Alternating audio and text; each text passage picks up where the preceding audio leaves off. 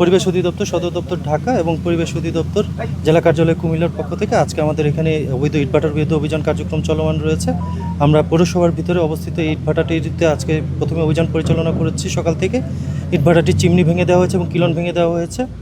এখানে একটি মামলা চলমান ছিল, মামলায় কোনো স্টে অর্ডার না থাকায়, বিজ্ঞ আদালতের কোনো নিষেধাজ্ঞা না থাকায় আমাদের এই কার্যক্রম অব্যাহত রাখতে কোনো বাধা না থাকে আমরা এই কার্যক্রমটি পরিচালনা করেছি। আরেকটি বিষয় সেটা হচ্ছে গত কিছুদিন আগেও দেবীদের 5টি ইটভাটা ভাঙা হয়েছে এবং আমরা দেখছি যে বিভিন্ন স্টিলের চুঙ্গা এবং বিভিন্ন রাত্রের আধারে এই ইটভাটাগুলো পরিচালনা করছে। এই বিষয়ে আপনারা অবগত আছেন কিনা?